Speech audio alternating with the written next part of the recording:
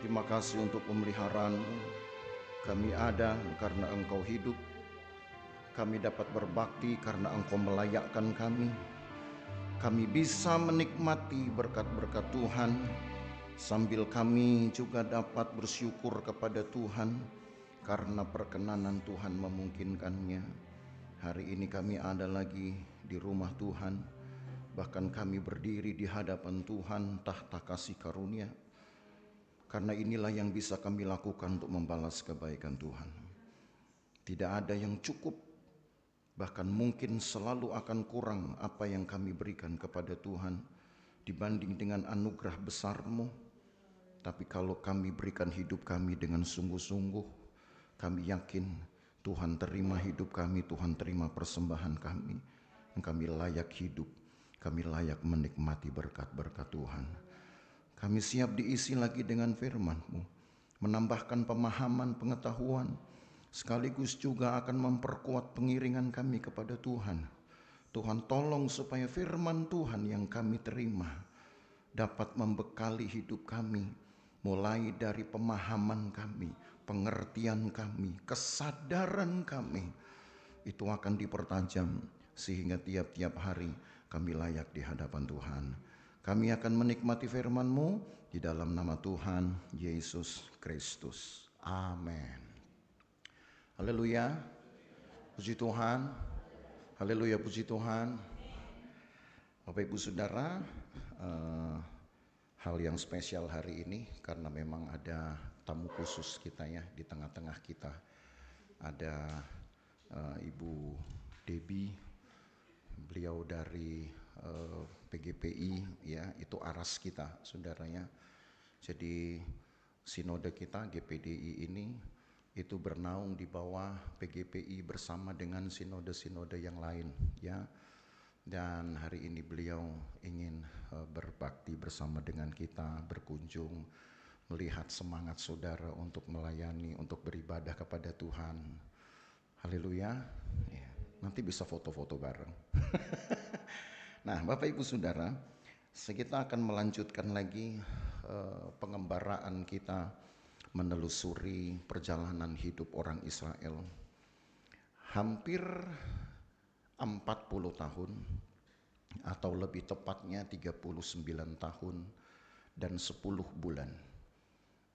Mereka sudah menjalani periode yang sangat berat di dalam 4 tahap dari perjalanan pengembaraan mereka. Setidaknya tersisa 2 bulan atau sebetulnya kalau di dalam hitungan minggu itu tersisa 10 minggu sebenarnya sebelum mereka menyeberangi sungai Yordan. Maka Tuhan membekali bangsa ini dengan firman-Nya. Saudara tahukah bahwa firman Tuhan itu sendiri sebenarnya adalah pernyataan Allah, pewahyuan ilahi untuk memperkenalkan dirinya kepada umatnya. Sebab sejak dari pengalaman Sinai 39 tahun silam ya, masih di dalam bagian pengembaraan itu, Tuhan itu mungkin hanya bisa dilihat oleh beberapa orang saja. Yang jelas di dalam Alkitab, yang pernah melihat Tuhan itu Musa. Tapi Musa mungkin saja ya, dilarang untuk mengidentifikasi atau memberi keterangan sejelas-jelasnya tentang Tuhan. Atau bahkan Musa sendiri sebenarnya tidak mampu menjelaskannya di dalam bahasa redaksi, bahasa orang ngomong, untuk menggambarkan Tuhan itu seperti apa. Tapi yang jelas bahwa pertemuan Allah dengan Musa, walau yang kita tahu sepanjang Alkitab mengkomunikasikannya, itu hadirnya Allah hanya di dalam api atau disimbolkan dengan api. Tapi kita tidak pernah tahu sebenarnya seperti apa identifikasi atau profil sesungguhnya, karena memang itu tersimpan untuk Allah sendiri. Tetapi saudara, ada satu hal, ada satu rahasia yang Allah sendiri beritahu kepada umat Tuhan ini. Tentang mengapa dia harus membatasi dirinya, mengapa dia harus seolah menyimpan wajahnya, tetapi ada waktunya dia hadir dengan caranya. Nah, kemarin ketika kita membahas dalam Ulangan 29, ayat 29 tertulis begini. Coba kita baca Ulangan 29 ayat yang ke-29. Tertulis di dalam Alkitab kita, hal-hal yang tersembunyi ialah bagi Tuhan Allah kita. Tapi hal-hal yang dinyatakan ialah bagi kita dan bagi anak-anak kita sampai selama-lamanya. Supaya kita melakukan segala perkataan hukum Taurat ini. Bagian ini menunjukkan bahwa ada waktunya Allah menyimpan atau menyembunyikan wajahnya atau identitasnya. Karena memang keadaannya atau saya sebut hakikat Allah sendiri tidak dapat dilihat dengan mata kita. Dan Allah menyelamatkan manusia dari kematiannya. Karena kalau kita melihat Allah, itu tentu tidak mungkin bagi daging. Tapi karena Allah juga memiliki keinginan untuk tinggal di dalam diri manusia, apalagi umat pilihan, maka kalimat ini datang baik kepada Israel, baik kepada kita. Bahwa hal-hal yang tersembunyi ialah bagi Tuhan Allah kita, tapi hal-hal yang dinyatakan bagi kita dan bagi anak-anak kita sampai selama-lamanya. Ada bagian yang disembunyikan, ada bagian yang dinyatakan. Ada bagian yang diwahyukan, ada bagian yang masih disimpan sebagai misteri. Itu sebabnya hari ini kita akan membahas bahwa dalam upaya Allah untuk memperkenalkan dirinya, ada bagian dari hakikat Allah, kenyataan Allah yang dia ingin kita tahu. Yang dia ingin, yang Allah ingin umatnya tahu. Dan itu melalui hal yang disingkapkan atau hal yang dibukakan. Seperti ayat 29. Kita baca ulang ya. Yang tersembunyi itu hanya bagi Tuhan. Jadi kalau enggak diwahyukan, enggak usah cari tahu.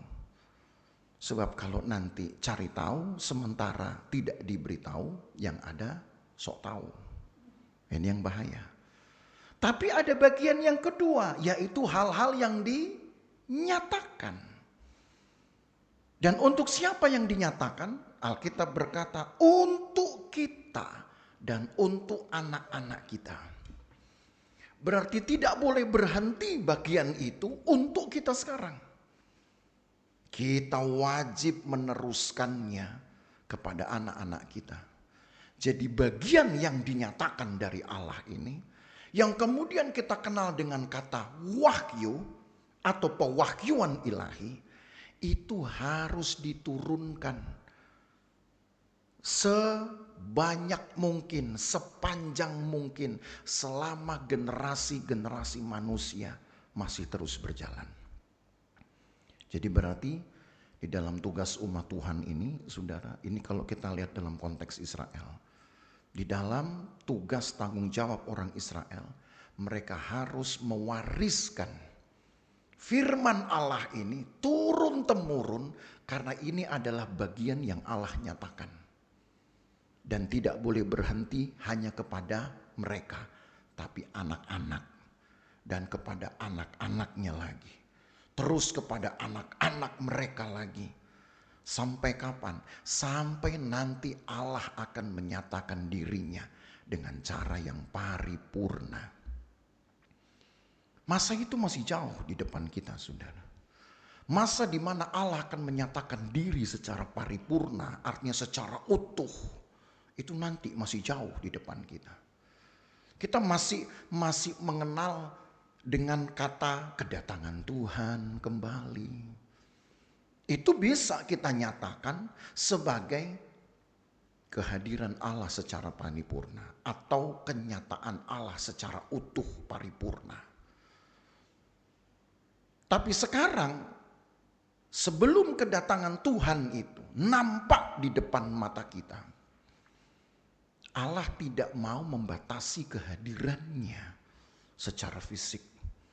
Tapi Allah ingin agar umatnya dapat menikmati kehadirannya dengan cara yang lain. Dan cara yang lain itu adalah menikmati firman. Menikmati kuasa yang ada pada firman. Menikmati hikmat yang ada pada firman. Firman itulah saudara penyataan Allah sendiri.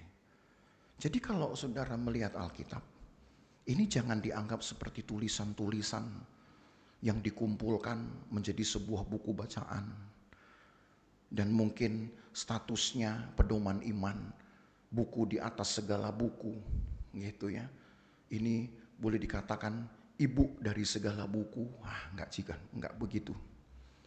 Karena yang saya yakini, Alkitab bukan hanya sekedar pedoman iman. Alkitab bukan hanya sekedar informasi tentang Tuhan. Tapi Alkitab itu sendiri adalah penyataan Allah. Dia adalah Allah sendiri. Ya. Guru saya pernah berkata, saudara, saya lupa itu, tapi itu sekitar 20 tahun lalu. Dia pernah berkata begini, karena dia adalah ahli dari bidang Islamologi. Tapi ini dosen saya, saudaranya, dosen teologi. Dia berkata begini, kami memanggilnya itu opung prof, ya, karena sudah di usia saya 20 tahun yang lalu saja itu sudah tua sekali. Gitu. Lalu dia bilang, Alkitab itu adalah kalimatullah katanya.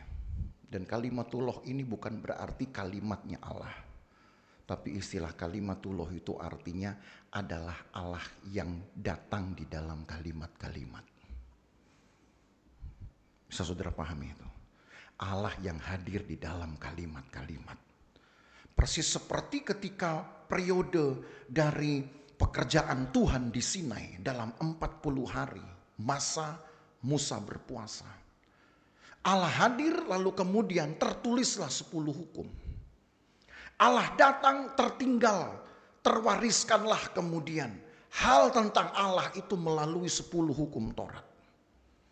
Jadi bukan hanya sekedar hukumnya.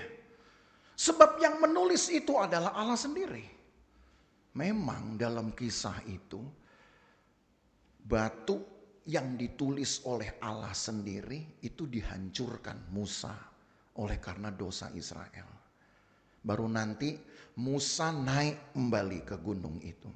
Lalu menuliskan ulang 10 hukum Taurat.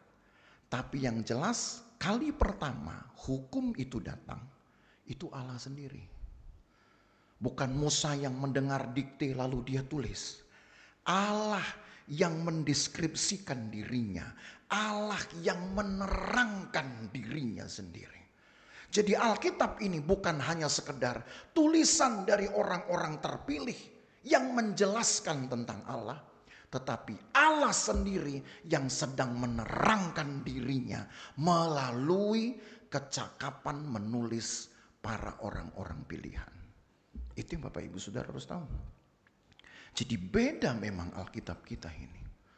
Karena ini Allah sendiri yang mengkomunikasikan. Nah itu sebabnya di dalam pasal 29 kita belajar ketika perjanjian itu diperbaharui. Sebab memang firman Tuhan itu begitu keras. Tidak ada sebenarnya kata dispensasi di dalam firman Allah.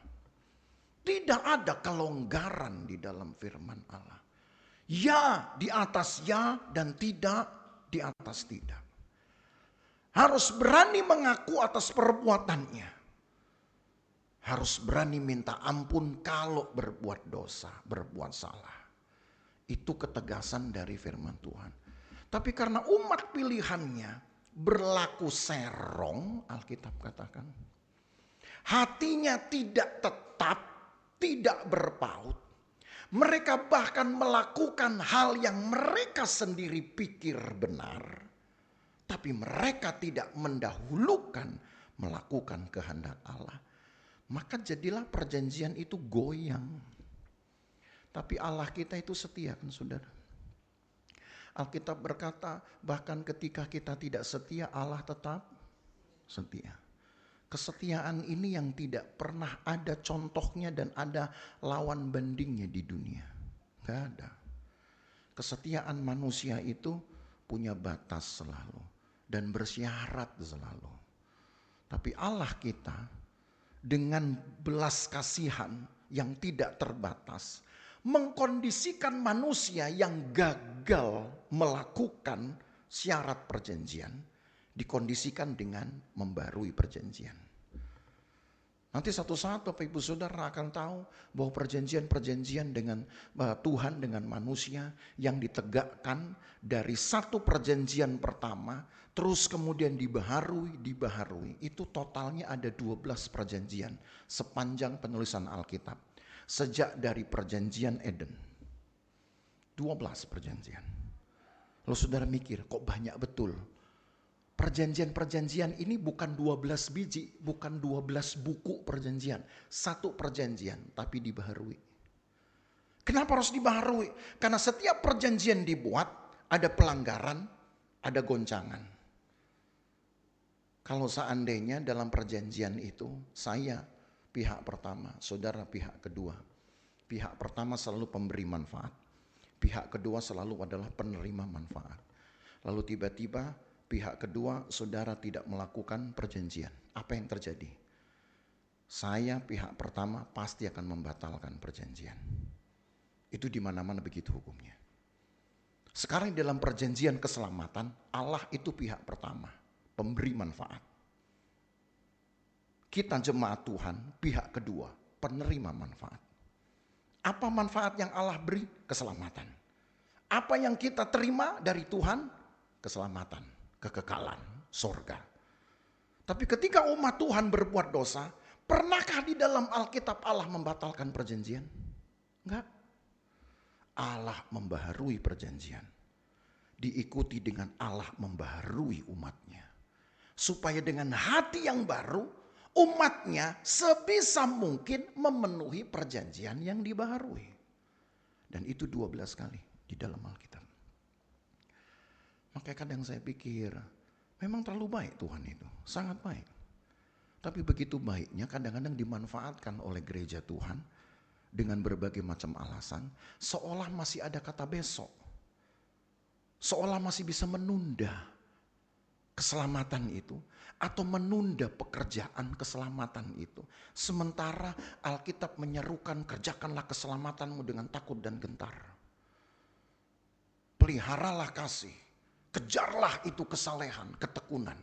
Itu diperjuangkan. Tapi umat Tuhan merasa masih seperti bisa ditunda atau bisa diperlambat karena Allah itu Maha Kasih. Sementara kalau Allah betul-betul menegakkan kedisiplinannya, mungkin sampai hari ini dia tidak akan pernah menuai satu orang pun yang benar. Jangan-jangan. Karena Yesus pun tidak pernah mendapatkan satu dari murid-muridnya yang menyenangkan hatinya selama dia hidup. Gak ada tuh. Semua murid 12-12-nya kelihatan baik, kelihatan fine-fine aja. Tapi lihat ketika Yesus menderita, satu menyangkal, satu menjual, satu keluar kota, yang satu menyendiri, menghilang entah kemana. Gak punya teman Yesus ini. Saya pikir masih untung itu murid-murid begitu. Kalau yang dipilih kita, saudara, jangan-jangan malah begitu Yesus menderita, kita nyumpahin. Wah rugi gue ikut Yesus, tahu gitu gak usah ikut Yesus, menderita juga. Masih untung loh kita bukan menjadi murid Yesus, saudara. Gak pernah ada yang menyenangkan hatinya seolah. Tetapi sekarang Allah terus membangun dan Allah tetap membangun satu komunitas yang berisi orang-orang yang mau berjuang atas nama Tuhan untuk memasyurkan nama Tuhan dengan pergumulan imannya masing-masing. Termasuk saudara dan saya. Termasuk kita, saudara. Dan gereja Tuhan dimanapun. Selama kita percaya dengan Tuhan yang sama, Tuhan yang pernah disembah oleh Abraham, Ishak dan Yakub. Kalau identifikasinya Tuhannya itu, nah itu sudah pasti sama. Tapi kalau ada Allah yang lain, Allah yang tidak diidentifikasi sebagai Allah yang disembah Abraham, Ishak dan Yakub, nah saya nggak tahu ini Allah yang mana lagi, kan gitu. Karena di dalam Alkitab cuman itu. Karena Allah Abraham, Ishak dan Yakub adalah Allah juga yang diperkenalkan sebagai Allah pencipta langit dan bumi, Adonai HaSebaot. Dan Allah itu yang terus diwariskan sepanjang Alkitab ini nyampe kepada kita. Nyampe juga pengenalan yang sama. Maka semua yang Allah firmankan di sini nggak cuma untuk orang Israel. Mereka mungkin juga lagi nggak sempat baca Alkitab sekarang. Lagi dihujanin bom habis-habisan, saudara. Mas kita yang belum mendapatkan kesusahan seperti itu, baca Alkitab. Sebab kalau ada waktunya kita nggak bisa baca Alkitab, kadang baru kita rasa rugi. Aduh, saya nggak baca Alkitab, nggak sempat. Manusia baru ngerasa rugi itu kalau sudah mulai kehilangan pengharapan, kehilangan sesuatu. Tapi kalau masih aman, kita selalu membuang waktu, seolah masih bisa menunda pekerjaan Allah. Jadi apa yang kita buat sekarang? Mari kita melihat firman Tuhan ini sebagai satu penyataan Allah, satu memberikan kepada kita pengenalan Allah. Allah buka dirinya kepada kita, karena kepada umatnya sudah. Dan kalaupun Allah sudah buka dirinya, apalagi kira-kira kekayaan sorgawi yang akan tercakup di dalamnya. Kalau Allah sudah membuka dirinya, Allah sudah kasih tahu tentang kekuatannya, Allah sudah beritahu tentang kelimpahan dari kuasanya, maka harusnya bagian itu bukan cuma sekedar berita yang menyenangkan. Itu akan menjadi bagian saudara dan saya, bahkan sampai anak-anak kita. Kan begitu ayat ini. Maka sekarang kita baca Ulangan 30 ayat 1 sampai ayat yang ke-10. Ini ada panjang ayat-ayat ini. Tapi kita baca ini sebagai satu firman. Maka apabila segala hal ini berlaku atasmu, yakni berkat dan kutuk yang telah kau perhadapkan kepadamu itu, dan engkau menjadi sadar dalam hatimu di tengah-tengah segala bangsa, kemana Tuhan Allahmu menghalau engkau. Dan apabila engkau berbalik kepada Tuhan Allahmu dan mendengarkan suaranya sesuai dengan segala yang kuperintahkan kepadamu pada hari ini, baik engkau maupun anak-anakmu dengan segenap hatimu dan segenap jiwamu, maka Tuhan Allahmu akan memulihkan keadaanmu dan akan menyayangi engkau. Ia akan mengumpulkan engkau kembali dari segala bangsa kemana Tuhan Allahmu telah menyerahkan engkau. Kok ada diserahkan ini, saudara mungkin pikir. Ya, kita sudah baca pada pasal-pasal sebelumnya. Tuhan sudah memberikan dulu. Ya, sudah wanti-wanti. Sudah berikan dulu peringatannya.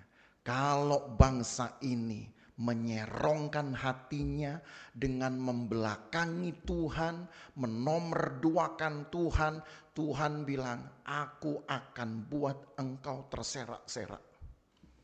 Artinya mereka akan seolah menjadi bangsa yang terusir dari rumahnya, mencar kemana-mana. Dan memang itu terjadi, saudara. Nanti di dalam Alkitab, di dalam kitab-kitab lain saudara akan pelajari. Bangsa ini pada akhirnya akan mengalami masa suram seperti itu. Mereka harus menjadi tawanan orang 70 tahun sedikitnya. Dan bahkan ada yang sampai 140 tahun mereka tertawan. Walau tidak semua. Tapi angka umum bagi penawanan Israel berlangsung 70 tahun. Itu terjadi loh. Tapi Allah sudah peringatkan. Maka lebih baik apa yang Allah peringatkan, jangan coba-coba untuk kita permainkan. Sebab yang rugi kita. Ya. Maka kalau Allah serakkan, berarti ada waktunya Allah akan kumpulkan. Tapi tentu setelah pertobatan toh. Karena ayat ini berkata kalau engkau akan kembali kepada Tuhan. Gitu. Jadi lebih baik Bapak Ibu Saudara sampai hari ini jangan pernah meninggalkan Tuhan. Lebih baik bagi saudara untuk tetap berpaut kepada Tuhan. Apapun yang terjadi, jangan tunggu jangan tunggu saudara diserakkan. Jangan tunggu setelah diserakkan engkau dikumpulkan. Lebih baik saudara kumpulkanlah orang-orang di rumahmu. Anak-anak, cucu, siapapun yang saudara kenal, yang dekat dengan rumah saudara, bahkan sebisa mungkin yang tinggal di rumah saudara. Kumpulkan. Saudara bilang mungkin, susah Pak Gem. Susah, soalnya dia nggak mau diajak-ajak. Itu tantangan kita memang. Tapi itu menunjukkan bahwa usaha dan tanggung jawab kita akan terus ada sepanjang seumur hidup kita. Karena itulah namanya tugas kesaksian tuh. Gereja tugasnya apa? Bersaksi. Selain gereja itu mendekatkan diri dengan pengajaran, selain gereja itu kemudian meningkatkan pelayanannya, apa tugas gereja yang ketiga? Bersaksi. Bersaksi. Jadi jangan enggan bersaksi, saudara. Saudara mau bersaksi? Bersaksi itu gimana sih? Bersaksi memperkenalkan Tuhan. Tapi jangan kemudian saudara maksa-maksa orang harus ikut gereja. Ngajak ke gereja itu nomor sekian. Tetapi perkenalkan Tuhan itu nomor pertama. Jangan saudara bilang, ke gereja saya aja. Gereja saya, yang sana enggak. Itu bukan bersaksi namanya, itu teror. Paham ya? Loh ini Alkitabiah loh nih. Bersaksi itu saudara kenalkan Tuhan. Tapi saudara bilang, Tuhan yang saya tahu, yang diajar di gereja saya, itu begini. Nah itu kan baru cakep saudara. Jangan dibersaksi itu, saudara ajak, tarik orang lain. Ke gereja saya disuruh Pak Gem. Apa bunyinya Pak Gem? Pak Gem bilang bersaksi, ajak-ajak orang ke gereja. Saya bisa dikeroyok orang nanti saudara satu Taman Sari ini nanti. Ya, saudara ngomong begitu nanti, siapa yang ngajarin itu? Pak Gem. Iya, ntar dia datang kemari bukan untuk berbakti, tapi nanti untuk menghakimi saya. Kenalkan Tuhan dulu berdasarkan apa yang saudara dapat dari mimbar ini, dari gereja ini, dari pengajaran Alkitab. Itu dulu yang dikatakan, karena itu tugas gereja. Bersaksi dulu. Dengan itulah saudara akan dapatkan komunitas. Oh, berkumpul orang-orang yang mau kenal Tuhan. Paling tidak rumah kita dulu dong. Coba lihat Nuh. 120 tahun bersaksi. Yang ngumpul orang-orang rumahnya. Itu kan bagus. Zaman sekarang satu rumah belum tentu bisa ngumpul. Betul? Betul apa betul? Ya cuman itu jawabannya. Belum tentu satu rumah itu bisa satu hati. Belum tentu satu rumah bisa satu iman. Jadi jangan saudara bilang bahwa pekerjaan bersaksi itu mudah kalau dekat-dekat saja. Belum tentu. Tapi bukan berarti juga saudara jadi takut bersaksi karena resiko besar. Mau diterima kah kesaksian saudara? Mau dianggap atau tidakkah kesaksian saudara? Bersaksi saja. Karena tugas gereja adalah bersaksi. Terus kita baca ayat 4. Sekalipun orang-orang yang terhalau daripadamu ada di ujung langit, dari sana pun Tuhan Allahmu akan mengumpulkan engkau kembali, dan dari sana pun ia akan mengambil engkau. Tuhan Allahmu akan membawa engkau masuk ke negeri yang sudah dimiliki nenek moyangmu, dan engkau pun akan memiliki pula. Ia akan berbuat baik kepadamu dan membuat engkau banyak melebihi nenek moyangmu. Allah kalau disebut akan berbuat baik, ini berarti sesuatu yang tidak biasa. Bukan berarti bahwa Allah itu ada nggak biasanya. Allah itu baik, saudara. Tapi kalau melakukan yang baik di sini, saudara harus ingat imbangannya. Ketika kita belajar tentang berkat dan kutuk, atau berkat dan kemalangan. Kemalangan-kemalangan itu sebenarnya adalah satu kesusahan, penderitaan untuk menyadarkan umat Tuhan. Bukan untuk membuat umat Tuhan itu menjadi pahit. Tapi hanya untuk menyadarkan umat Tuhan. Apa itu keterpisahan dengan Tuhan. Apa itu artinya sendiri, dibiarkan sendiri oleh Tuhan. Itu kadang harus kita alami, saudara. Supaya kita tahu rasa ruginya kalau kita jauh dari Tuhan. Cuman itu. Jadi baik penyakit, baik kesusahan, bukan untuk bikin saudara susah. Bukan untuk bikin saudara itu menjadi berat hidupmu. Tapi untuk menyadarkan saudara bahwa ternyata kalau enggak dekat dengan Tuhan, kerugiannya ada. Ternyata kalau enggak intim dengan Tuhan, kerugiannya banyak. Kan cuman itu. Hanya itu yang Allah ingin bangun kesadarannya. Tapi sekarang kalau Alkitab berkata, Tuhan akan berbuat baik kepadamu. Maka hal yang sudah menjadi kategori berkat, Allah bisa berikan jauh lebih banyak lagi. Itu maksudnya. Jadi Allah bisa melakukan apa yang melampaui dari perjanjian. Bisa aja. Kan dia pemberi manfaat. Yang tidak pernah kekurangan manfaat. Kalau perjanjian dibangun dengan pihak satu dan pihak dua yang sama-sama membutuhkan manfaat. Satu pemberi manfaat, tapi dia butuh juga. Dia butuh dari orang yang menerima manfaat. Butuh apanya? Butuh harganya, jasanya, segala macam. Sementara pihak kedua akan mendapatkan fasilitasnya. Kan itu perjanjian. Tapi dua-dua akan terikat dengan manfaat itu. Allah kan tidak. Apakah ketika Allah memberkati saudara, sorga kemudian menjadi kekurangan? Kan tidak. Ketika Allah berikan sorga, berikan rumah, sebutlah begitu dalam bahasa Yohanes. Apakah Allah kemudian akan kepenuhan dan kekurangan kapling di sorga? Yesus berikan darahnya untuk segenap orang percaya. Apakah mendadak Yesus akan kekurangan hemoglobinnya? Kan tidak. Padanya tidak akan ada kekurangan apapun ketika dia berikan manfaat sebanyak apapun kepada orang percaya. Itu saudara pegang tuh. Pada Allah tidak akan ada kekurangan manfaat. Sebab Allah tidak pernah terikat dengan manfaat. Dia menciptakan kok. Kalaupun habis semua yang dia punya, seolah saya katakannya. Kalaupun habis semua kekayaan yang dia punya untuk diberikan kepada jemaat. Kan dia pencipta. Dari tidak ada menjadi ada. Enak. Saudara aja yang gak boleh, gak dapat kuasa itu.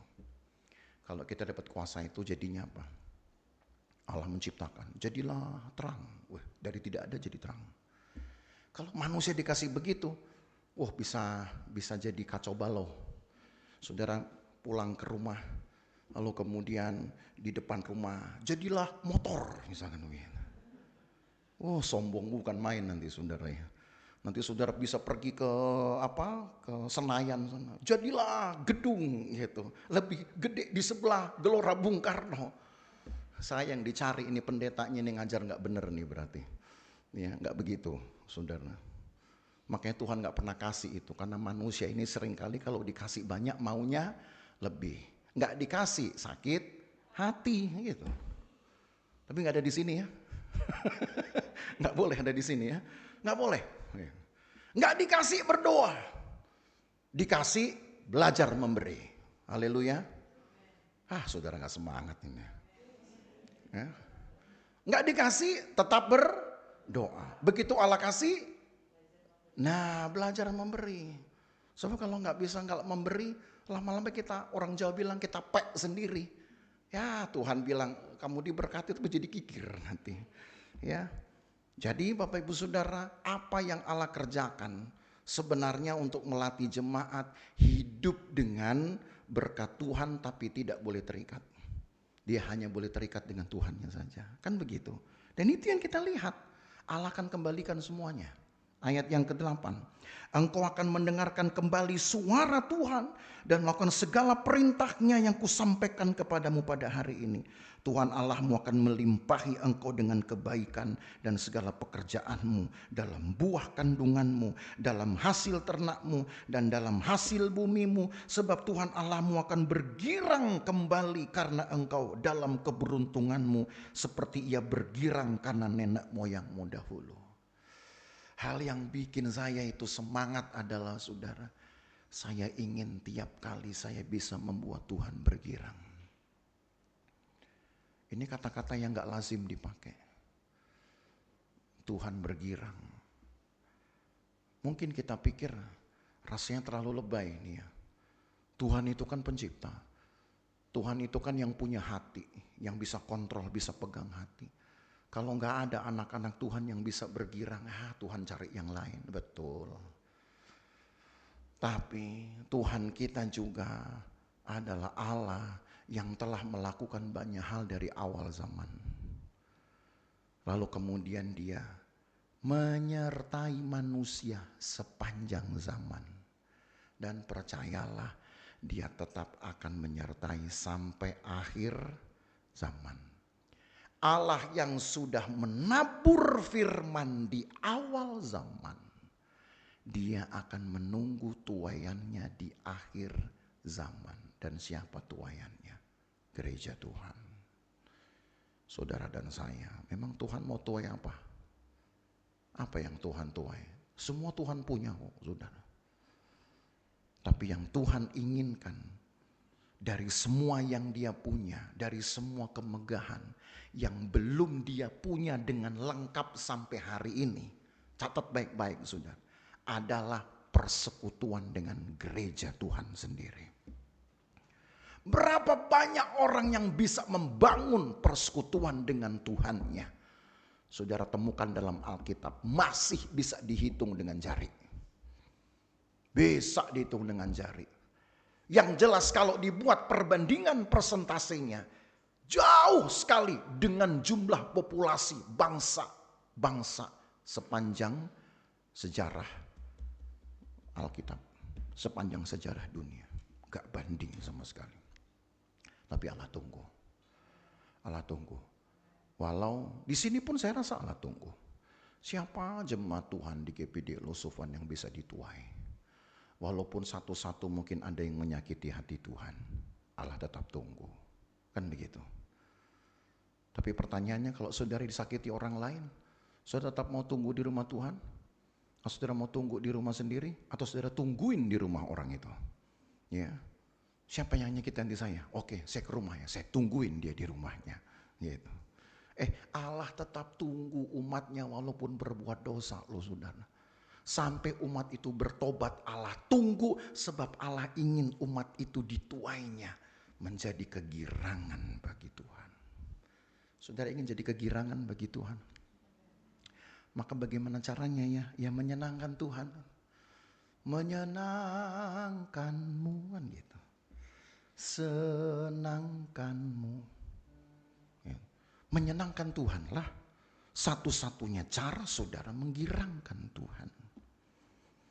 Tapi kalau memahitkan Tuhan, buat saudara kira-kira bagaimana?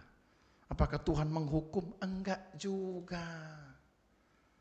Ampuni dulu dia. Gitu. Tuhan mampukan dulu dia. Apalagi Tuhan berikan dulu kesempatan kepada dia. Allah bekerja lain betul dengan cara kita kalau kita sedang dipahitkan orang. Kalau kita dipahitkan, kita hukum orang yang memahitkan. Kalau perlu kita buat seolah saudara penderitaannya berlipat-lipat dari yang kita rasakan. Allah tidak begitu. Itu tanda bahwa Allah menyayangi kita. Itu tanda bahwa Allah ingin tuai kita, menjadikan kita tuaiannya. Karena hanya dengan menuai kita lah Allah digirangkan. Ketika saudara bersaksi dan kesaksian yang saudara perdengarkan cocok dengan cara hidupmu, Allah digirangkan. Saudara gak lihat sih, kita gak lihat. Tapi Allah di tempatnya, Allah di takhtanya, digirangkan dengan itu. Jadi perasaan itu saudara bawa. Oh iya, kalau saya disakiti, seperti Paulus, saya disakiti, tapi saya memberkati. Berarti sebenarnya Allah pasti bergirang dong dengan saya. Kenapa? Karena gak banyak yang bisa begini. Gak banyak yang bisa membalas kejahatan dengan kebaikan. Pasti senang dong, pasti bangga Bapak kita yang di sorga. Nah itu sebabnya saudara, maka kepada orang Israel diberikanlah pilihan. Itu sebabnya dalam hidup selalu ada pilihan. Dan pilihan itu mulai diucapkan di ayat 11. Maka judulnya Lembaga Alkitab memberikan judul untuk bagian ini kehidupan atau kematian. Coba saudara baca ayat 11. Sebab perintah ini yang kusampaikan kepadamu pada hari ini tidaklah terlalu sukar bagimu dan tidak pula terlalu jauh. Firman Tuhan sukar gak saudara? Ayo jujur. Firman Tuhan sukar gak untuk dilakukan? Sukar gak? Mikir aja sukar ya. Mikir untuk jawab aja sukar nih. Ini pertanyaan Pak Gem menusuk banget nih. Padahal saya cuma mempertanyakan sesuai dengan bahasa Alkitab. Alkitab bilang harusnya tidak terlalu sukar. Tapi kenapa kita yang merasa seperti sukar? Karena memang kita manusia selalu carinya yang sukar. Kalau ada yang sukar kenapa cari yang gampang kan gitu. Itu manusia tuh. Gak sukar loh. Yang bikin sukar tuh karena kita yang kurang semangat, kita kurang mau, kita kurang happy. Nuntutnya kita lebih banyak. Maka jadi sukar. Berani bilang, mulai hari ini tidaklah sukar bagi saya melakukan firman Tuhan. Mau bilang? Mau bilang? Mau bilang apa enggak? Susah amat saudara. Memang sukar ya. Ucapkan dalam hati, Tuhan mulai hari ini saya akan katakan bahwa melakukan kehendak-Mu tidak sukar. Yang bikin sukar tuh ini nih. Terlalu banyak hitung-hitungannya. Gitu. Saya dapat apa gitu dulu. Ikut Tuhan kan begitu. Kita ikut Tuhan tuh kayak orang bisnis ya. Jadi ekonomis, semua iman jadi ekonomis, penyerahan ekonomis, korban ekonomis, sedikit-sedikit korban. Yang penting berkatnya banyak. Kita ngatur Tuhan loh ini namanya. Hati-hati loh itu. Jadi mulai ya berani berkata, nggak berani sekarang nggak apa-apa, nanti malam di rumah. Ya, nggak saya paksa harus jam ini juga. Tapi mulai saudara berproses di hati. Malam ini sebelum tidur saudara bilang, Tuhan mulai besok saya akan melakukan firman Tuhan tanpa belat-belit. Saya nggak mau jadikan firman Tuhan hal yang sukar untuk dilakukan. Berani? Berani? Saya WA satu-satu nanti ya. Besok udah belum bikin komitmen gitu ya. Harus loh saudara. Karena memang nggak sukar harusnya. Ayat 12. Tidak di langit tempatnya sehingga engkau berkata, siapa yang akan naik ke langit untuk mengambilnya bagi kita dan memperdengarkan kepada kita supaya kita melakukannya. Ngerti gak ayat ini? Tuhan tuh gak perlu menerus dijemput banget. Kemudian dipancing, diiming-imingi, Tuhan datang dong di tempat kami, please deh. Seolah Tuhan tuh jual mahal betul. Kalau dia mau melakukannya, dia punya alasan untuk itu harusnya. Kenapa? Kita ini berdosa. Dan Alkitab berkata, kemuliaan Allah tidak bisa bersatu dengan dosa. Kalau Allah memang mau punya alasan, dia bisa bilang, no, saya nggak mau dekat-dekat dengan orang berdosa. Bisa. Tapi Allah nggak mau begitu. Sehingga nggak perlu dijemput-jemput juga dia. Nggak perlu kemudian harus dipancing-pancing dulu dia dengan perarakan. Cukup iman kita yang bisa tarik dia hadir loh saudara. Makanya namanya disebut Immanuel. Dari mau lahir masih belum datang di perut Maria saja. Malaikat Tuhan sudah kasih nama. Kasih nampak nantinya. Namanya Immanuel tuh. Belum ada dia di kandungan Maria. Namanya saja sudah diberikan. Dan itu artinya Allah menyertai kita tuh. Coba ya. Memang nama itu sudah nubuatan. bahwa Allah itu akan bersama dengan kita. Gak akan jual mahal dia. Hanya orang Kristen yang jual mahal. Gak boleh ya jual mahal, saudara. Begitu gak dibesukin, jual mahal. Gue gak dibesukin, pret, misalnya. Nanti datang lagi satu ibu, enggak, ngapain lu datang? Giliran gua udah nggak datang, lu sekarang datang. Ya. Jangan jual mahal, setuju? Yesus aja nggak jual mahal. Nanti kalau Tuhan jual mahal sama saudara, rasain loh, ya. Jangan jual mahal, saudara. Apapun yang manusia lakukan kepadamu, sakit hati iya. Tapi ingat tadi, semua hal Tuhan izinkan hanya untuk melatih kita peka. Hilangnya persekutuan, hilangnya hubungan. Maka kalau sudah rasa sakit hati, saudara perkuat hubunganmu dengan Tuhan justru. Karena yang abadi sisanya hanya hubungan kita dengan Tuhan. Jadi Allah gak perlu diundang-undang. Iman saudara, pujian saudara, hati saudara, penyerahan hidup saudara akan membuat Allah hadir kapanpun.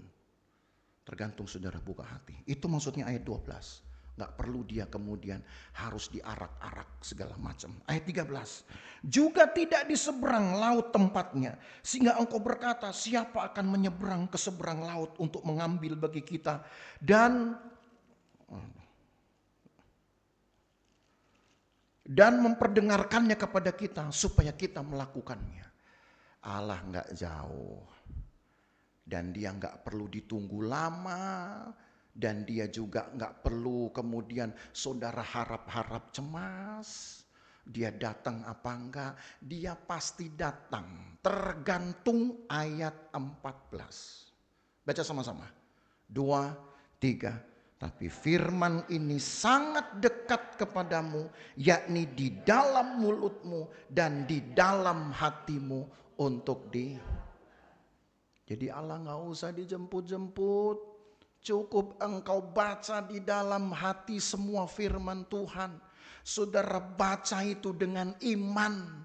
Dia akan datang karena firman ini dia sendiri. Bukan tulisan-tulisannya saja. Alkitab bukan hanya tulisan yang memuat cerita tentang dia. Tapi Alkitab itu dia sendiri. Kita baca, dia datang. Kita imani, dia bekerja. Apa yang saudara rasa? Takut? Baca Alkitab. Janganlah takut, tuh ada. Saudara mau perlu apa lagi? Mujizat. Ada ayat berkata, bagi Tuhan tidak ada yang tuh, ada semua loh. Apa yang saudara mau? Hanya kalau Tuhan belum kasih, jangan cengeng. Belum dikasih saudara ngambek. Apalagi tahu rekan seiman dapat duluan. Tuhan gak adil. Tuhan disalah-salahin. Saudara, jangan-jangan kalau orang lain dapat saudara belum, hatimu mungkin yang belum tulus. Persekutuanmu dengan Tuhan mungkin yang belum beres. Atau saudara belum melepaskan ikatan saudara. Saudara masih hitung-hitungan. Jangan-jangan saudara membuat hitung-hitungan yang saudara sendiri kelabui. Ada orang berkata begini, saya baru akan setia, saya baru akan sungguh-sungguh Pak Gembala. Kalau Tuhan sudah kasih saya. Apa yang saya minta? Kaget saya dengar statement ini. Saya akan berkorban kalau Tuhan sudah kasih apa yang saya mau. Kayak dia udah lebih hebat dari Tuhan berarti. Kadang kita berkata begitu entah sadar entah tidak. Tapi ketika firman Tuhan menemplaknya kita kelabui. Gitu. Artinya saya enggak gitu-gitu amat. Jangan sampai saudara simpan loh hati seperti ini. Tuhan saya akan setia kalau Tuhan kasih saya kerjaan. Tuhan saya akan berkorban, saya tambahin korban saya kalau untung saya banyak. Itu biasanya saudara dalam pengalaman saya tepu punya. Begitu saudara bilang Tuhan kalau Tuhan kasih saya double berkatnya, saya kasih lebih. Percaya deh begitu saudara dapat.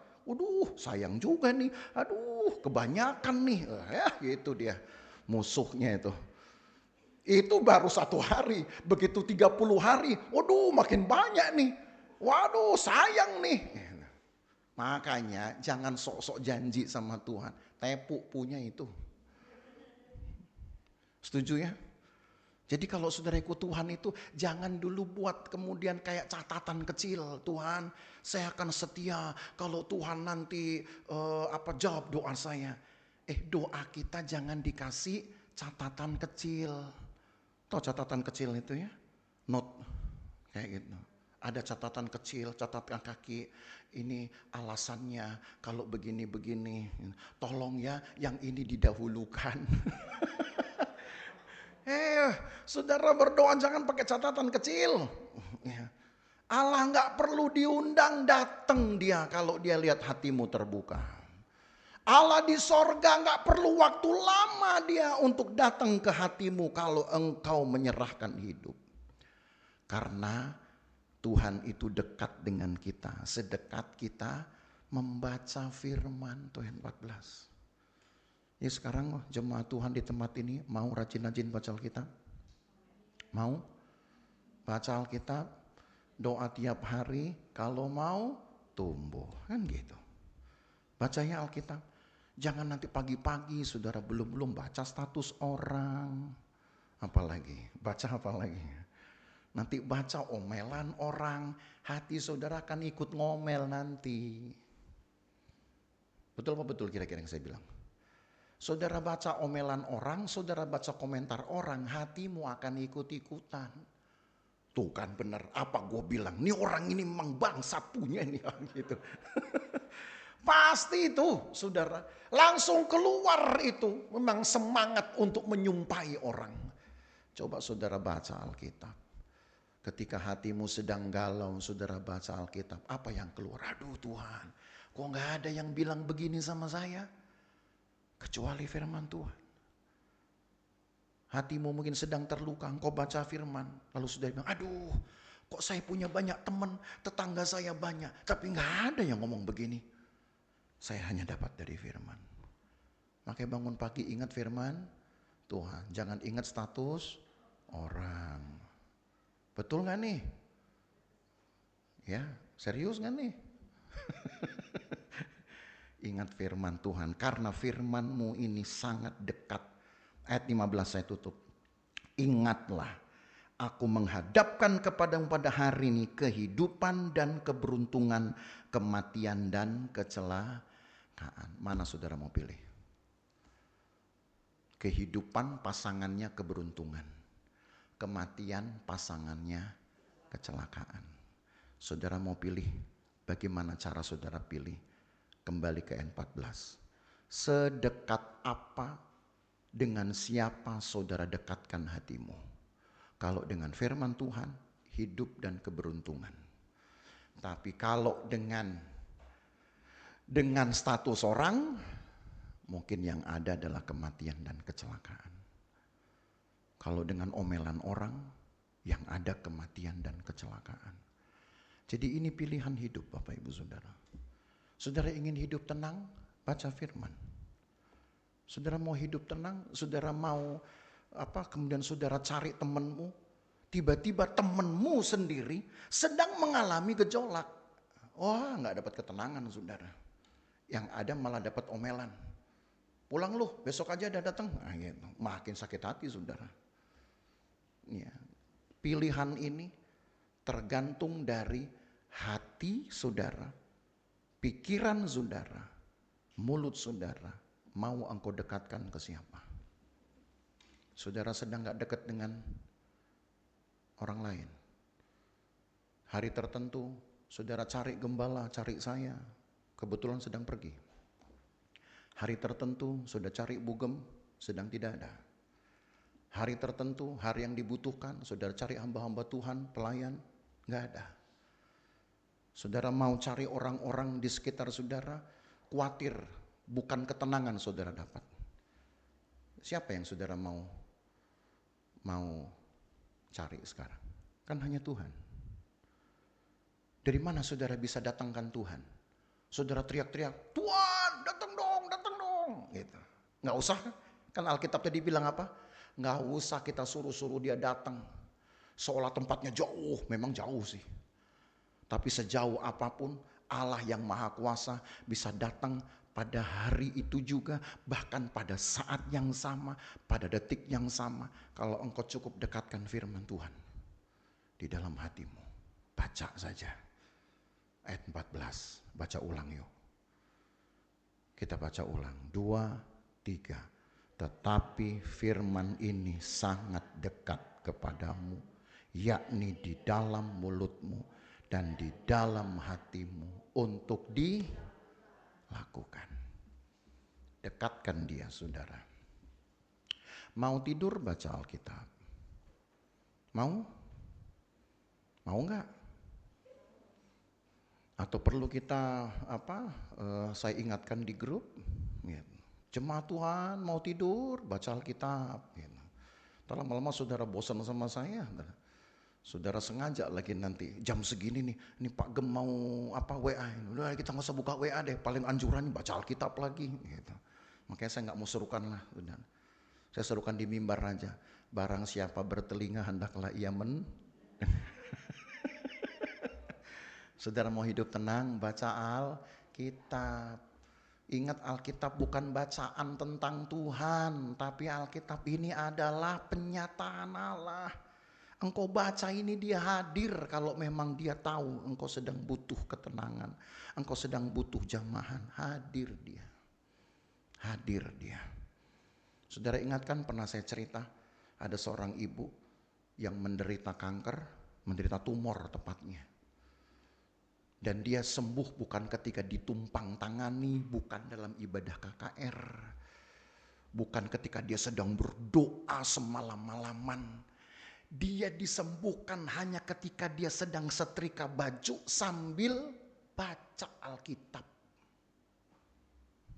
Setrika baju sambil baca Alkitab. Orang sekarang setrika baju sampingnya HP. Yang lihat. Ini guys. Apa salahnya sih baca Alkitab? Ini ibu ini yang di Jawa Timur, udah pernah kan saya cerita itu. Sembuh, tumornya jatuh, saudara. Bukan ketika ada pendeta tumpang tangan, bukan ada KKR, bukan ada doa semalaman. Baca Alkitab, bisa sembuh dia. Ini firman Tuhan, bukan hanya tulisan, bukan hanya bacaan. Dekatkan dengan mulutmu, dekatkan dengan hidupmu, maka Tuhan juga dekat dengan saudara. Haleluya. Paket kita berdiri. Kita nyanyi satu pujian. Kau Tuhan yang mengasihiku, kuasa-Mu memulihkanku.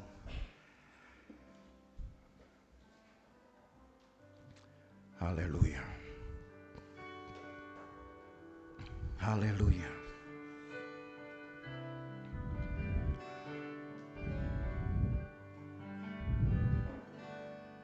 Kau Tuhan yang mengasihiku, kuasa-Mu memulihkanku. Hati yang baru Kau berikan, untukku dapat melihat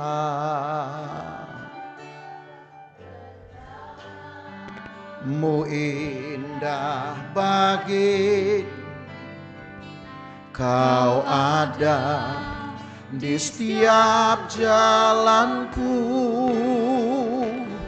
Hatiku haus dan lapar akan Engkau. Kaulah segalanya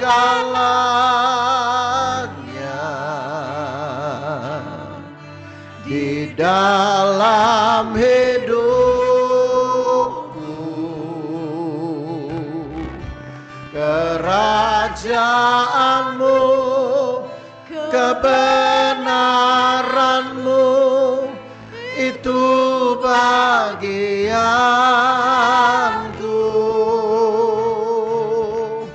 Kaulah yang kupandang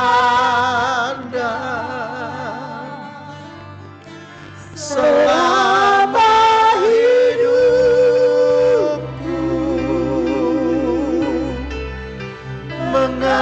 mengasihimu, memuliakanmu, Bapa dan Rajaku. Kaulah segalanya, Kaulah segalanya di dalam hidupku.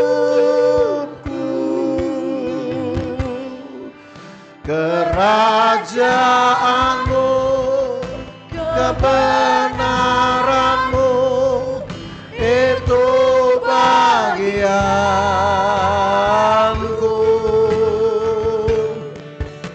Kaulah yang kupandang selama hidupku, mengasihimu, memuliakanmu, Bapa dan Rajaku. Allah kita punya bagian yang besar, saudara, di sorga. Bagian itu Dia janjikan akan dilepaskan. Kalau kita juga mau melepaskan apa yang kita rela lepaskan di bumi. Tapi kalau kita ikat, sebaliknya Allah ikat. Kuasa itu Allah berikan. Supaya jangan sampai kita salah mengikatkan sesuatu pada hati kita. Jangan ikatkan kebendaan. Jangan ikatkan kekayaan. Jangan ikatkan keuntungan. Jangan ikatkan kenikmatan dalam hidupmu. Ikat Tuhan saja. Selebihnya Dia berikan apa yang saudara inginkan. Lepaskan pengampunan, Allah ampuni saudara. Lepaskan berkat bagi orang lain, Allah ganti saudara dengan berkat berkelimpahan. Jangan salah ikat, jangan salah lepas. Itu menentukan hidup saudara. Itu menentukan berkat bagi hidup saudara. Di dalam hidup ada pilihan. Mana yang saudara mau? Cuman dua. Ada kehidupan dan keberuntungan, tapi lawannya ada kematian dan ada kecelakaan. Allah juga inginkan umat Tuhan itu mengalami hidup dan keberuntungan. Tapi kalau hatinya salah mengikatkan pada sesuatu, yang ada adalah kematian dan kecelakaan. Hari ini firman Tuhan datang kepada saudara. Selama Dia tersedia di dalam hidupmu, hanya tinggal baca, dekatkan diri dengan firman. Engkau tidak punya teman, firman Tuhan teman saudara. Tidak punya orang untuk menguatkan hatimu, ada Alkitab menenangkan hidup saudara. Jangan sampai saudara membangun alasan, Tuhan saya nggak punya teman, Tuhan saya nggak punya orang yang menguatkan saya. Kalau nggak ada, masih ada Alkitab buat saudara. Dia bukan hanya tulisan dan bacaan, Dia hadir dengan kekuatan kuasanya. Ialah malam mas, ialah malam mas. Haleluya. Haleluya. Tuhan, Tuhan, Tuhan.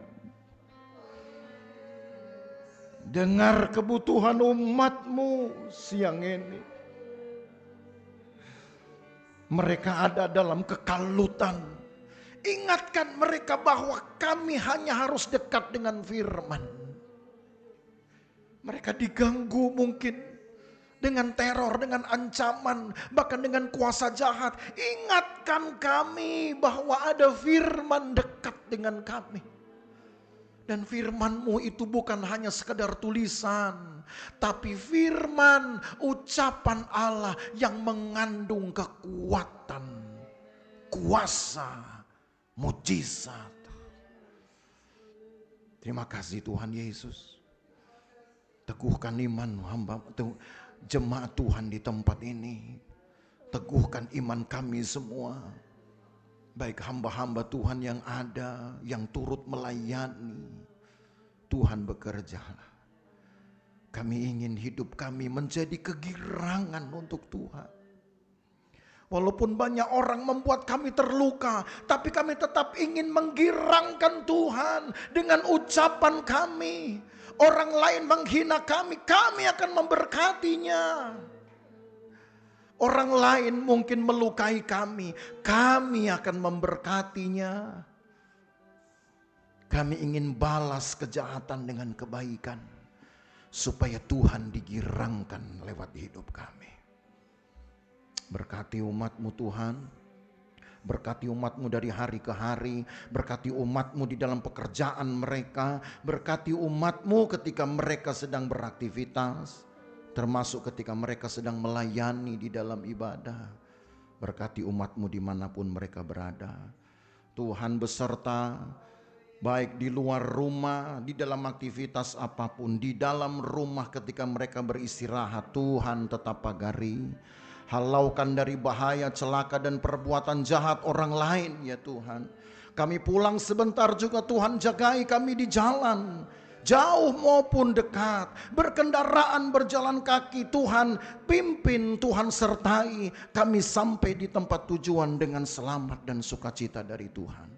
Berkatilah pekerjaan umat-Mu, berkatilah seisi rumah mereka, berkatilah anak-anak dalam studi, dalam pekerjaan. Berkati ya Tuhan, nama Tuhan dipermuliakan. Berkati persembahan-persembahan mereka, berkati korban-korban mereka, berkati persepuluhan-persepuluhan umat-Mu. Mereka bawa dengan penuh kecintaan dan kesadaran melakukan kehendak Tuhan. Allah akan mengerjakan bagian-Mu ya Tuhan, yaitu memberkati sesuai dengan firman-Mu. Terima kasih banyak Tuhan Yesus. Kami berdoa untuk gereja kami, Tuhan selalu beserta. Pakailah umat Tuhan sebagai saksi, supaya gereja ini dapat menyiarkan tentang Tuhan, tentang kasih Tuhan. Bukan hanya nama gereja, tetapi Tuhan dan kuasanya yang ada di dalamnya. Itu yang akan kami siarkan. Terima kasih banyak Tuhan Yesus. Lagi sekali Tuhan sertai umat-Mu dan berkati kami semua. Maka Bapak Ibu Saudara sekalian, pulang dengan membawa berkat dari Allah Bapa, kasih sayang dalam persekutuan dengan anaknya Yesus Kristus, penyertaan Roh Kudus memelihara kita dari hari ini sampai selama-lamanya. Dan berkat ini kita terima di dalam nama Tuhan Yesus Kristus. Segala kemuliaan hanya bagi Tuhan.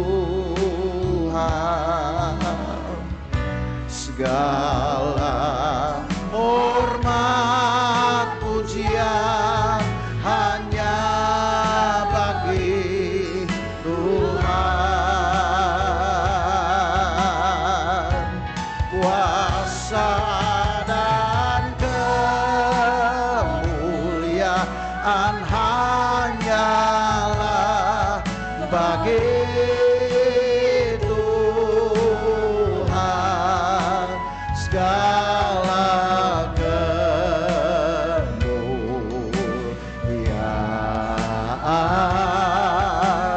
keagungan,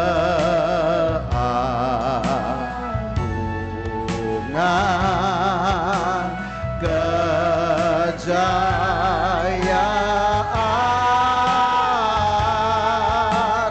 hanya bagi Tuhan.